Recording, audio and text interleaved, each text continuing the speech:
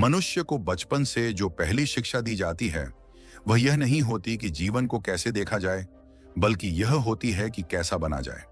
उसे सिखाया जाता है कि अच्छा बनो, बुराई से दूर रहो, सही करो, गलत मत करो। यह शिक्षा इतनी मासूम लगती है कि कोई इस पर सवाल नहीं उठाता, लेकिन धीरे धीरे यही शिक्षा मनुष्य के देखने की क्षमता को ढक देती है। वह जीवन को अनुभव करना बंद कर देता है और उसे जज करना शुरू कर देता है। जो भी घटता है वह तुरंत उसे दो हिस्सों में बांट देता है। यह सही है, यह गलत है, यह पुण्य है, यह पाप है। और फिर उसे लगता है कि यही चेतना है, यही समझ है। जबकि सच यह है कि यह केवल एक मानसिक आदत है, चेतना नहीं। यही आदत जीवन के हर कोने में घुस जाती है, रिश्तों में, कर्मों में, इच्छाओं में, विचारों में। मनुष्य हर क्षण अपने भीतर एक अदालत लेकर घूमता है, जहां वह खुद ही जज भी है और खुद ही आरोपी भी। वह खुद से पूछता रहता है, क्या मैंने ठीक किया? कहीं कुछ गलत तो नहीं हो गया? और यह प्रश्न कभी उसे चैन से जीने नहीं देता। वह जीवन को जी नहीं पाता, केवल उसे सुधारने की कोशिश करता रहता है। राजा जनक भी इसी भाषा में पले बड़े थे। एक आदर्श राजा, धर्मप्रिय, न्यायप्रिय, शास्त्रों का सम्मान करने वाला। बाहर से देखने पर उनके जीवन में कोई कमी नहीं थी। राज्य वैभव से भरा था, प्रजा संतुष्ट थी, धर्म का पालन हो रहा था।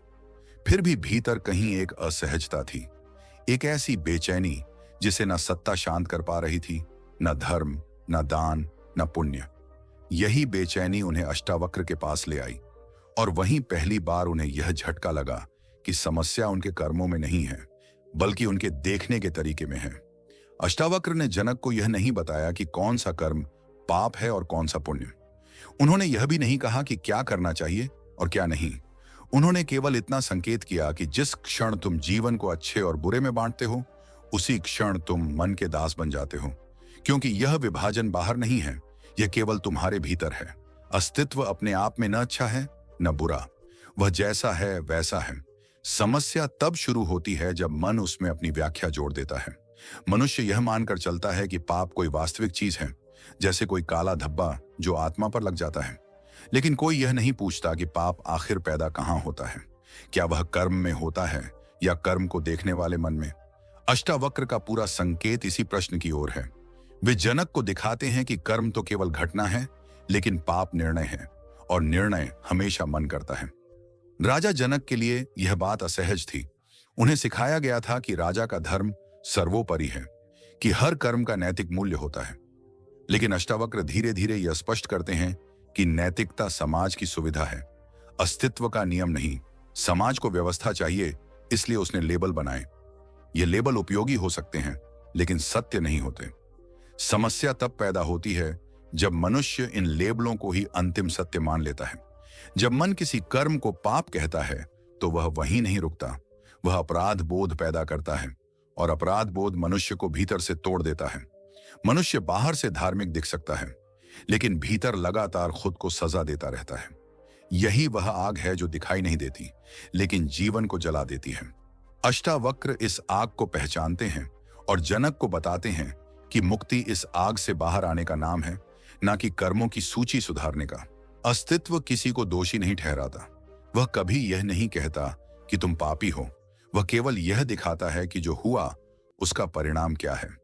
परिणाम और दंड में बहुत बड़ा अंतर है। दंड में नैतिकता होती है, परिणाम में केवल तथ्य।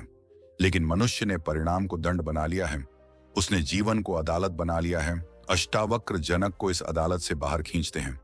वे दिखाते हैं कि जब तक तुम अपने कर्मों को लेकर भीतर ही भीतर फैसला सुनाते रहोगे, तब तक शांति असंभव है।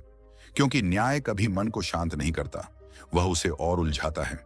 मन को हमेशा लगेगा कि कहीं ना कहीं कुछ गलत हो गया है। यही गलत का भाव पाप की जड़ है। अष्टावक्र यह नहीं कह रहे कि मनुष्य अंधा हो जाए या विवेक छोड़ दे। वे केवल यह कह रहे हैं कि कर्म को देखने वाला भाव बदला जाए। जब कर्म अहंकार से जुड़ा होता है, तब वह पाप और पुण्य बनता है। जब वही कर्म साक्षी भाव में घटित होता है, तब वह केवल जीवन का प्रवाह होता है। राजा जनक धीरे धीरे देखते हैं कि उनका सबसे बड़ा बंधन राज्य नहीं था, बल्कि उनकी नैतिक पहचान थी। एक आदर्श राजा बनने की मजबूरी, एक अच्छे इंसान होने की छवि। यही छवि उन्हें हर क्षण डर में रखती थी, और जहां डर है वहां स्वतंत्रता नहीं हो सकती।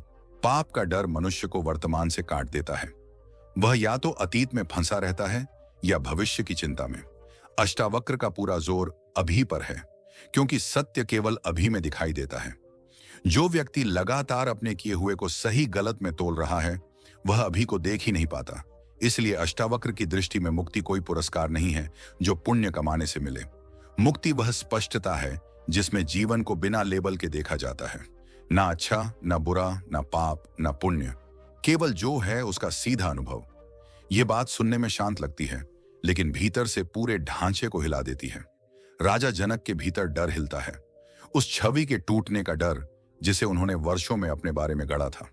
अष्टावक्र दिखाते हैं कि यही छवि पाप की असली जननी है। जिस दिन तुम अपने बारे में एक आदर्श बना लेते हो, उसी दिन से तुम गिरने से डरने लगते हो। डर हमेशा तुलना से पैदा होता है। जो होना चाहिए था और जो हो गया, उनके बीच का अंतर डर बन जाता है। अष्टावक्र जनक को यह देखने में मदद करते हैं कि पाप कोई कर्म नहीं है। पाप वह दूरी है जो मन अपने आदर्श और वास्तविकता के बीच बना लेता है। जितना ऊंचा आदर्श, उतना गहरा अपराध बोध। यह समझ जनक को एक नई शांति देती है, लेकिन साथ ही एक भय भी, क्योंकि अगर पाप नहीं है तो पकड़ने के लिए कुछ नहीं बचता। मन को सहारे चाहिए, नियम, आदेश, सीमाएं। अष्टावक्र इन सहारों को एक एक करके गिराते हैं।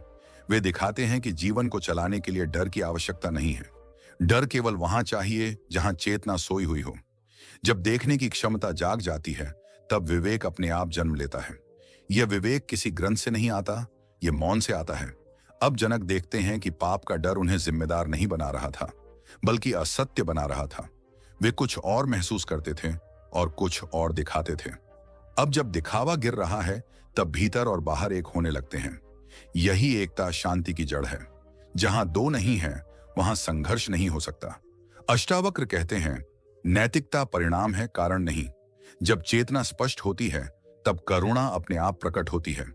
पाप और पुण्य दोनों ही अहंकार के खेल हैं। पाप में अहंकार खुद को दोषी मानता है, पुण्य में अहंकार खुद को श्रेष्ठ मानता है। दोनों ही स्थितियों में अहंकार जीवित रहता है। अष्टावक्र इस खेल को समाप्त कर देते हैं। अंततः जनक यह अनुभव करते हैं कि अच्छा और बुरा कभी थे ही नहीं।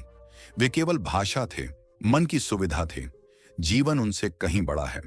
जब मन उन शब्दों को छोड़ देता है, तब जीवन पहली बार बिना फिल्टर के दिखाई देता है। यह कोई उपदेश नहीं है, यह केवल एक संकेत है कि जब डर गिर जाता है, जब पाप का बोझ उतर जाता है, तब जो बचता है वही तुम हो, और वही पर्याप्त है। तो आज अगर इस पूरी चर्चा के बाद आपके भीतर एक हलचल उठी है, अगर आपको ऐसा लग रहा है कि शायद पाप उतना वास्तविक नहीं जितना हमने मान लिया था, अगर आपको महसूस हुआ कि असली बंधन कर्म नहीं बल्कि कर्म को देखने का तरीका है, तो समझ लीजिए यात्रा शुरू हो चुकी है।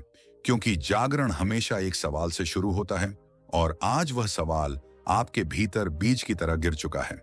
शायद पहली बार आप खुद को जज करने से पहले रुकेंगे। शायद पहली बार आप अपने ही खिलाफ खड़े होने की बजाय खुद को देखेंगे, और उसी देखने में मुक्ति का द्वार खुलता है। याद रखिए, अष्टावक्र ने कोई नया धर्म नहीं दिया, उन्होंने केवल डर को गिराया। और जब डर गिर जाता है, तब जो बचता है वही सत्य है, वही आप हैं, और वही पर्याप्त है। अगर यह वीडियो आपके भीतर कुछ बदल गया हो, तो इसे केवल लाइक मत कीजिए, इसे महसूस कीजिए, इसे जीने की कोशिश कीजिए। धन्यवाद।